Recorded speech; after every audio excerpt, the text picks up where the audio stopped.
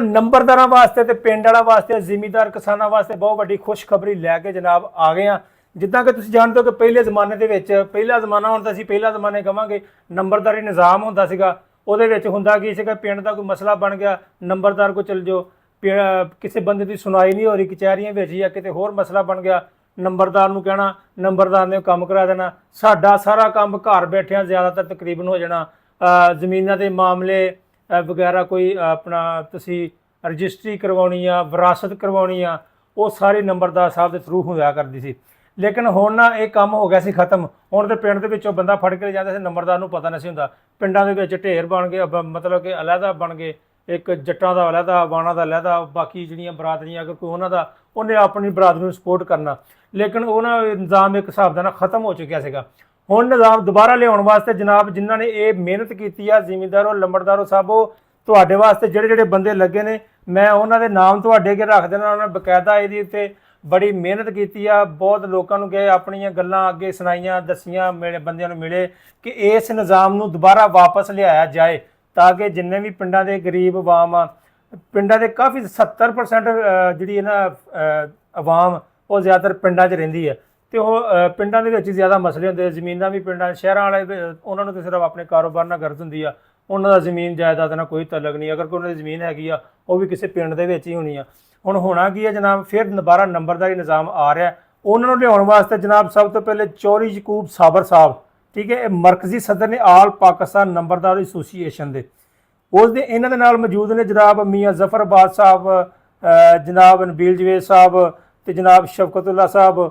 ਇਹਨਾਂ ਨੇ ਸਾਰਿਆਂ ਰਲ ਮਿਲ ਕੇ ਨਾ ਆਪਣੀ ਇੱਕ ਕਾਵਿਸ਼ ਕੀਤੀ ਆ, ਆਪਣੀ ਜਦੋਜਹਿਦ ਕੀਤੀ ਆ ਤਾਂ ਕਿ ਇਸ ਨਿਜ਼ਾਮ ਨੂੰ ਦੁਬਾਰਾ ਲਿਆਇਆ ਜਾਵੇ। ਇਹ ਹੁਣ ਜਨਾਬ ਗੌਰਮੈਂਟ ਵੱਲੋਂ ਵੀ ਇੱਕ ਕਮੇਟੀ ਨੂੰ ਤਸ਼ਕੀਲ ਦਿੱਤੀ ਗਈ ਹੈ, ਬਕਾਇਦਾ ਨੋਟੀਫਿਕੇਸ਼ਨ ਵੀ ਆ ਗਏ ਨੇ।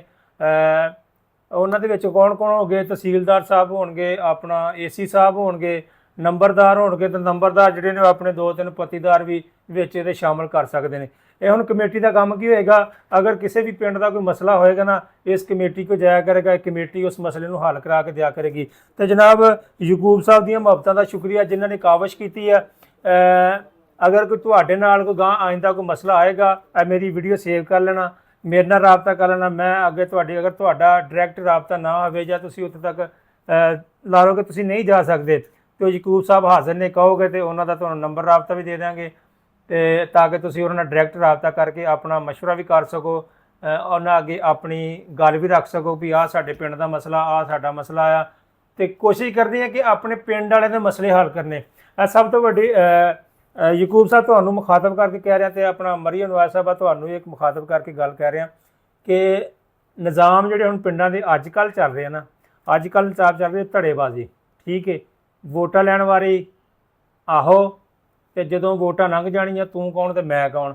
ਨੰਬਰਦਾਰ ਦਾ ਕੰਮ ਹੁੰਦਾ ਕਿ ਪੂਰੇ ਪਿੰਡ ਵਾਸਤੇ ਸਾਂਝਾ ਇੱਕ ਮੁਖਲਸ ਬੰਦਾ ਹੋਣਾ ਚਾਹੀਦਾ ਕਿ ਜਿਹਦੇ ਵਾਸਤੇ ਗਰੀਬ ਵੀ ਹੁੰਦੀ ਹੈ ਉਮੀਦ ਰੱਖੇ, ਅਮੀਰ ਵੀ। ਇਹ ਨਾ ਹੋਵੇ ਕਿ ਅਮੀਰ ਵਾਸਤੇ ਅਲੱਗਾ ਉਹ ਗੱਲ ਕਰੇ ਅਤੇ ਗਰੀਬ ਵਾਸਤੇ ਅਲੱਗਾ, ਗਰੀਬ ਨੂੰ ਚੱਕਰ ਲਵਾਵੇ ਅਤੇ ਅਮੀਰ ਨੂੰ ਆ ਕੇ ਚਾਹ ਪਾਣੀ ਵੀ ਪਿਆਵੇ, ਠੀਕ ਹੈ। ਇਹ ਅਗਰ ਚੀਜ਼ ਖਤਮ ਨਾ ਹੋਈ ਤਾਂ ਫਿਰ ਨੰਬਰਦਾਰੀ ਨਿਜ਼ਾਮ ਦਾ ਫਾਇਦਾ ਕੋਈ ਨਹੀਂ। ਫਿਰ ਤਾਂ ਠੀਕ ਆ, ਫਿਰ ਤਾਂ ਪਹਿਲੇ ਵੀ ਇਸ ਤਰ੍ਹਾਂ ਹੀ ਚੱਲ ਰਿਹਾ। ਜਿਹੜਾ ਕਿ ਭੋਰਾ ਤਕੜਾ ਆ ਉਹਦੇ ਕੰਮ ਹੋ ਜਾਂਦੇ, ਜਿਹੜਾ ਵਿਚਾਰਾ ਮਾੜਾ ਆ ਉਹ ਵਿਚਾਰਾ ਰੋਲਦਾ ਰਹਿੰਦਾ, ਕਚਹਿਰੀਆਂ ਵਿੱਚ ਵੀ, ਅਦਾਲਤਾਂ ਵਿੱਚ ਵੀ, ਹਰ ਪਾਸੇ ਉਹ ਰੋਲਦਾ ਰਹਿੰਦਾ।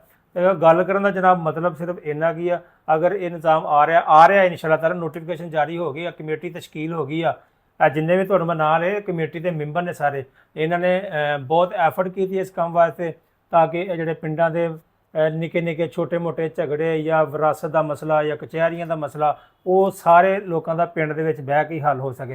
ਅਤੇ ਅਗਲੀ ਗੱਲ ਜਨਾਬ ਕਰਾਂਗੇ ਉਹੀ ਫਿਰ ਮੇਰੀ ਉਹ ਬਾਰ-ਬਾਰ ਇੱਕੋ ਹੀ ਰਿਪੀਟ ਆ, ਅਗਰ ਤਾਂ ਧੜੇਬਾਜ਼ੀ ਰੱਖਣੀ ਆ ਤਾਂ ਫਿਰ ਕੋਈ ਫਾਇਦਾ ਨਹੀਂ ਜਨਾਬ।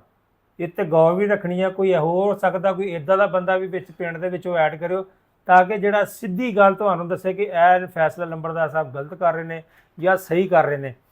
ਉਹ ਨਾ ਹੋਵੇ ਕਿ ਨੰਬਰਦਾਰ ਆਪਣੀ ਮਰਜ਼ੀ ਕਰਦਾ ਰਹੇ ਅਤੇ ਅੱਗੇ ਕੋਈ ਹੋਰ ਰਿਪੋਰਟ ਦੇਵੇ, ਪਿੱਛੇ ਕੁਝ ਹੋਰ ਕੀਤਾ ਹੋਵੇ, ਅੱਗੇ ਰਿਪੋਰਟ ਕੋਈ ਹੋਰ ਜਾਵੇ, ਪਿੱਛੇ ਕੁਝ ਹੋਰ ਕੀਤਾ ਹੋਵੇ।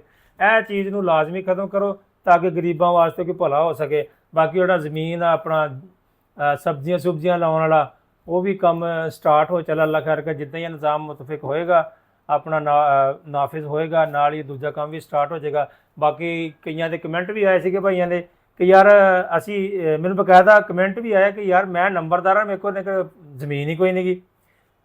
ਮੈਂ ਕਿਹਾ ਭਾਈ ਇਹ ਤਾਂ ਹੁਣ ਮੈਨੂੰ ਤਾਂ ਨਹੀਂ ਪਤਾ, ਇਹ ਹੁਣ ਕਮੇਟੀ ਜਾਣੇ, ਕੋਈ ਨੰਬਰਦਾਰ ਹੈਗਾ ਉਹਦੇ ਕੋਲ ਜ਼ਮੀਨ ਹੈ ਕਿ ਨਹੀਂ ਹੈ, ਉਹਨੂੰ ਦੇਣੀ ਹੈ ਜਾਂ ਨਹੀਂ ਦੇਣੀ, ਕੀ ਹਿਸਾਬ ਕਿਤਾਬ ਆ, ਉਹ ਉਹਨਾਂ ਨੇ ਆਪੇ ਹੀ ਤਸ਼ਕੀਲ ਕਰ ਲੈਣਾ ਇਸ ਵਾਸਤੇ।